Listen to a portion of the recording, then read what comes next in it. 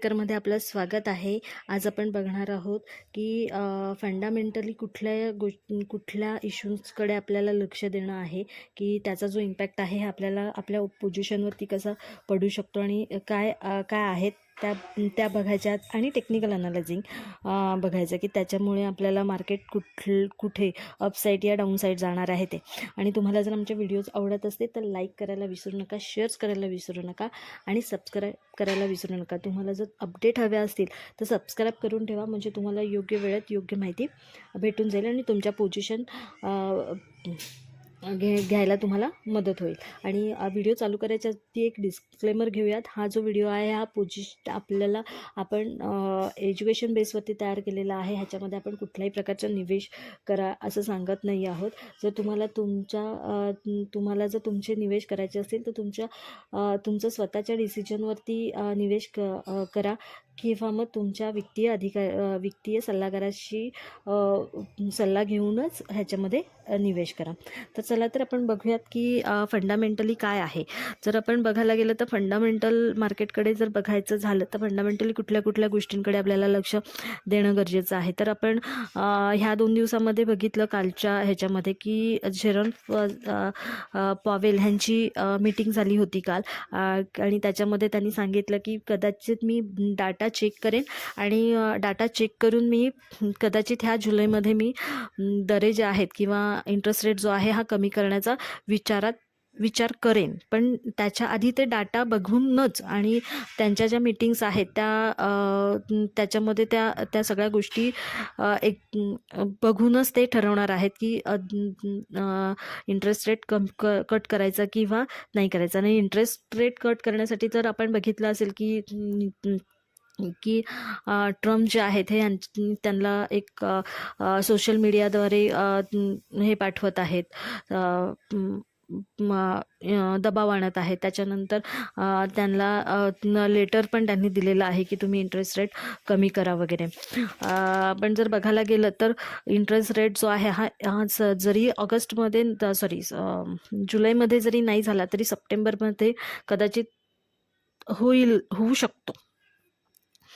ह्या गोष्टींकडे आपल्याला लक्ष देणं गरजेचं आहे की ह्या जुलै महिन्यामध्ये इंटरेस्ट रेट कट होतोय किंवा ऑगस्टमध्ये होतोय. इंटरेस्ट रेट कट नाही झाला किंवा झाला तर ह्याचा जो इम्पॅक्ट आहे हा आपल्याला मार्केटवर दिसून येणार आहे आणि त्यानुसार मार्केट जे आहे हे वेव होताना आपल्याला किंवा मूव्ह ऑन होताना आपल्याला दिसून येऊ शकतं. आता त्याच्यानंतर दुसरी गोष्ट अशी आहे की US आणि जपानमध्ये थोडेसे वाद चालू आहेत टेरिफच्या ह्याच्यामध्ये. त्याच्यामध्ये जे डोनाल्ड ट्रम्प आहेत त्यांनी 35% टेरिफ लावणार असं सांगितलेलं आहे.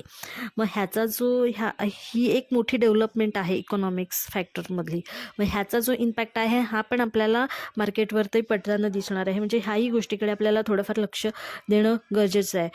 त्याच्यानंतर अजून एक असा फॅक्टर आहे की ओपेसचा जर विचार केला तर ते ऑगस्टमध्ये इन्क्रीजिंग डाटा, म्हणजे त्यांच्या डाटामध्ये इन्क्रीजिंग होईल असं त्यांनी सांगितलं होतं.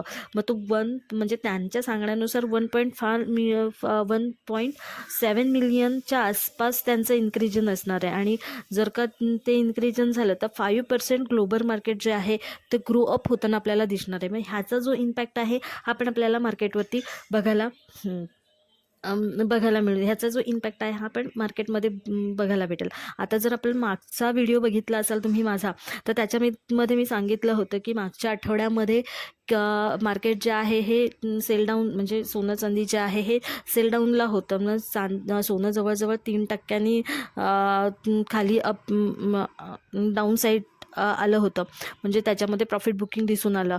तर त्याच्यामध्ये मी बोलली होती की ह्या 2 दिवसामध्ये मार्केट जे आहे हे आपल्याला बाईंगमध्ये दिसून येईल आणि त्या पद्धतीने आपल्याला हे मार्केट जे आहे ते बाईंगमध्ये दिसून पण आलं. आणि त्याचं एक बाईंगमध्ये, म्हणजे सोने चांदी आणि कच्चा तेल हे जे बाईंगमध्ये दिसलं त्याचं अजून एक कारण होतं की मिडल ईस्टमध्ये जे काही टेन्शन झालं, म्हणजे गाझामध्ये जे टेन्शन दिसून आलं त्याचा जो इम्पॅक्ट आहे हा आपल्याला सोमवारी आणि मंगळवारमध्ये सोन्या चांदीच्या आणि कच्च्या तेलामध्ये तेजीमध्ये दिसून आलं. अजून एक आहे की US मध्ये जे बजेटचं बिल पास झालं त्याचा जो इम्पॅक्ट आहे हा पण आपल्याला मार्केटवर पडताना दिसून आलेला आहे. आता जर हे झालं सगळं फंडामेंटली की कुठल्या गोष्टींकडे लक्ष ठेवायचं आणि कुठल्या गोष्टींचा इम्पॅक्ट पडला. पण आता जर पुढचं बघायला गेलं टेक्निकल अनालायझिंगमध्ये तर डॉलर इंडेक्स जो आहे तो 96च्या आसपास आपल्याला खाली डाऊन साईडला आलेला दिसलेला आहे. म्हणजे त्याच्यामध्ये डाऊन साईडला आपण बघितलं म्हणजे त्याचा लो झालेला आहे त्याचा भरपूर. तर आता जर बघायला गेलं जर त्या वन डेची जर कॅन्डल आपण बघितली तर मार्केट आता कुठेतरी रिकव्हरी होताना म्हणजे मार्केटमध्ये कुठेतरी रिकव्हरी होताना दिसते. मग जसंच डॉलर इंडेक्स जसा खाली पडला तसं काय झालं की ज्या करन्सीज आहेत म्हणजे युरो असेल JPP असेल ह्या ज्या करन्सी आहेत त्या आपल्याला अप जाताना दिसल्या. पण आता जर का त्याच्यामध्ये रिकव्हरी होतीये डॉलर इंडेक्स मध्ये टेक्निकली जर रिकव्हरी होतीये तर टेक्निकली रिकव्हरी झाली तर युरो आणि JPP ह्या करन्सीमध्ये पण आपल्याला मार्केट जे आहे प्रॉफिट बुकिंगमध्ये ह्या ज्या करन्सी आहेत त्या प्रॉफिट बुकिंगमध्ये आपल्याला दिसून येऊ शकतात. आता जर सोन्या चांदीचा जर विचार केला तर सोने जे आहे हे 2 दिवस झालं आपल्याला रिकव्हरीमध्ये दिसलं. पण आज जर बघायला गेलं तर आज थोडंसं स्टेबिलिटीमध्ये दिसेल किंवा साईडवेज आपल्याला दिसून येईल. पण उद्या किंवा परवा ह्याच्यामध्ये प्रॉफिट बुकिंग आपल्याला दिसून येऊ शकते. पण त्याच्याबरोबर आपल्याला फंडामेंटली गोष्टींकडे पण लक्ष ठेवायचं आहे की कुठला गोल्डला पॉझिटिव्ह करण्यासाठी जर का एखादी न्यूज तशी येते तर त्याचा इम्पॅक्ट जो आहे तो गोल्डला आपल्याला पॉझिटिव्ह होताना दिसून येईल गोल्ड आणि सिल्वरमध्ये. जर चांदीचा आपण विचार केला तर चांदी आत्ता आपल्याला फ्लॅट मूव्हमध्ये दिसून येत आहे.